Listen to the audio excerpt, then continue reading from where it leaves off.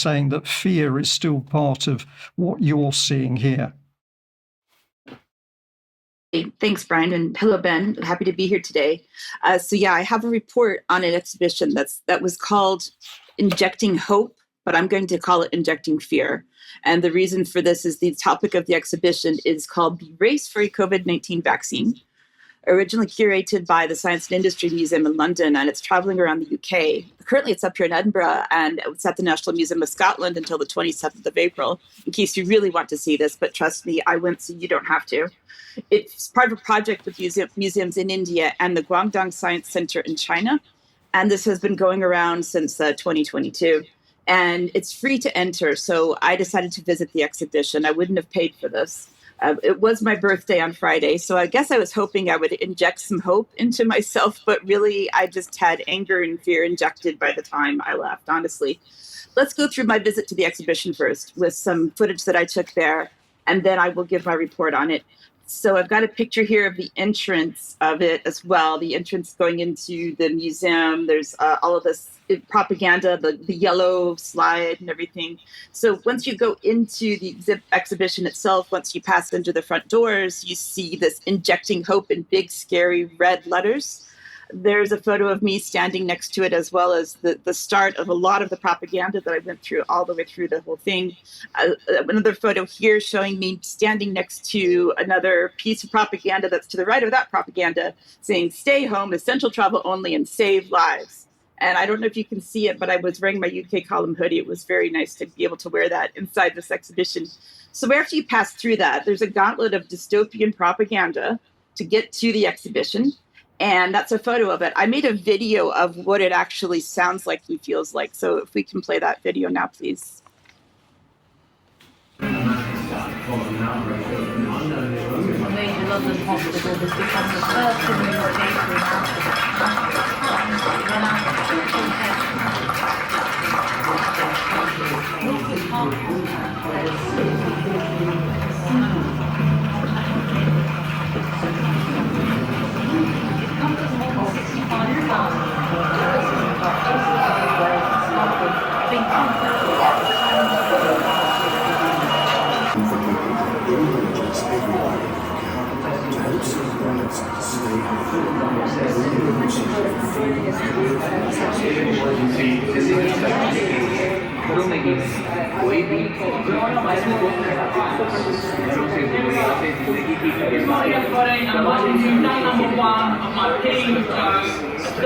workout every single day, Monday to Friday.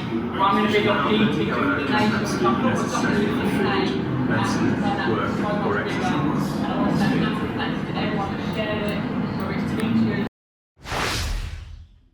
Diane, if I can just come in there, I'm looking at that. Am I seeing images on a ceiling as well? There's a lot of images being thrown at young people, children, whoever goes into that exhibition.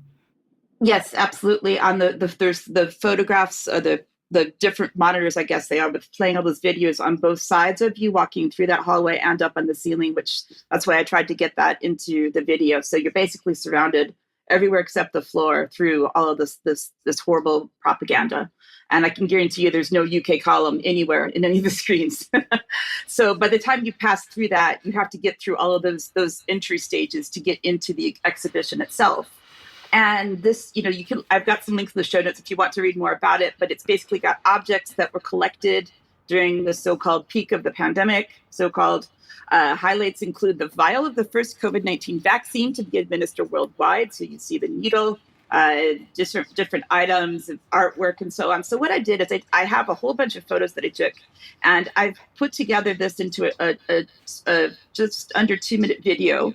And in the background, I recorded at the end of the exhibition, there's a recording of a book called I Remember by Alec Finlay, which is a very long communal memory of the pandemic and composed for Scotland's COVID Memorial, which is in Pollok Country Park in Glasgow. And it's an entire book, but basically they're playing Robert Carlyle, who was one of the actors in Trainspotting, reading from the book. So I've put together this video. It goes very quickly, but you'll get a feel for what it was like to be there. I remember a family's fear and anger that they were forced to take their daughter home to die. rather than leave it in hospice and not.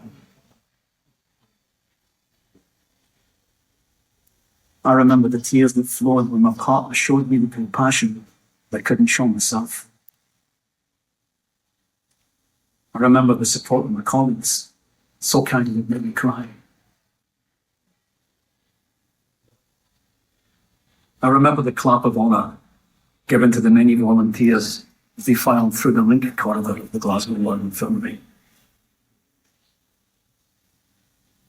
I remember the exhaustion of sleep deprivation in my hospital bed from endless alarm nearby.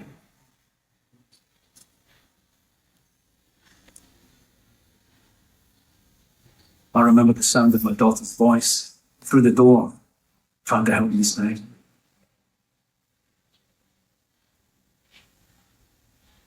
I remember the triage nurse telling me to die at home instead of hospital. I remember talking on the phone to my brother-in-law and him describing how, at the height of his battle with COVID, he didn't know what century he was living in. I remember the texture of the paint on the wall as I lay on one side. I remember he could scarcely stand, pick up his down from the doorstep. The thin, weak body and gaunt face of my brother, home after enduring 10 days in HDU, someone worse needed that hospital bed.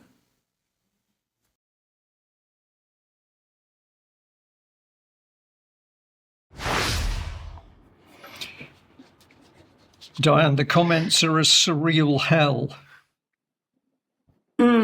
Yeah, that seems accurate.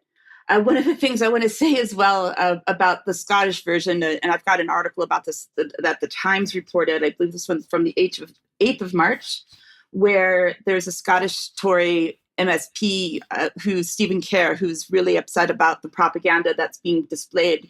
And it's created a bit of a political issue up here in Scotland, because basically it's saying that Scotland was showing the SNP as being sort of the saviors, and it neglected the UK's role in the pandemic, and never mind the fact that, you know, all of the propaganda itself. And a quote from this article from this Tory MSP, you know, he sort of said, well, this is an obscene piece of nationalist agitprop, deliberately distorting history to fit a fake news agenda, and called for its contents to be reviewed urgently. And Professor Richard Enos, the chair of Common Knowledge Edinburgh, which of course is my committee, as I've said previously, and he's been on the news previously, he has written a review of the exhibition, which is on our Common Knowledge Edinburgh Substack. You can read the whole thing. It will be in the show notes. He agrees with Stephen Kerr's view. Richard said in his review that he encourages the keeper of the museum to question whether a national museum should be showcasing an exhibition that has been created and funded by charities allied to powerful pharmaceutical business interests to spread their desired message. The National Museum of Scotland should not be presenting propaganda as science. And not to go too far into the details of the funding, but it is important to note that it basically was co-funded by Wellcome and the Ho Family Foundation. So Wellcome is owned by Glaxo, a pharmaceutical company with a huge investment portfolio, and the Ho Family Foundation has promoted this as well. They belong to the trustee of the Ho family. Jan Ho, one of the trustees, is a co-founder of an investment company called Capula Investment Management LLP, which is a global investment company, and they have offices worldwide. And prior to founding Capula, he worked at JP Morgan. So when I went into this exhibition, I was expecting to be angry because using public money to promote propaganda, but I left even angrier because I found out that basically it's another public-private partnership meant to increase, you know, the corporate corruption that we see within the vaccine industry and everything else, all of the money that was made surrounding the pandemic, Brian. Diane, thank you very much. Many people in our chat box absolutely picked up on this for what it is, what you describe it as is propaganda. Really, really disturbing and disgusting stuff. We're seeing this across the board. But Ben, you're going to take us into here how we've got another big effort by effectively Ofcom ultimately to shut down free speech. Take us into it. Yes, thank you, Diane, and thank you, Brian. Two really interesting segments to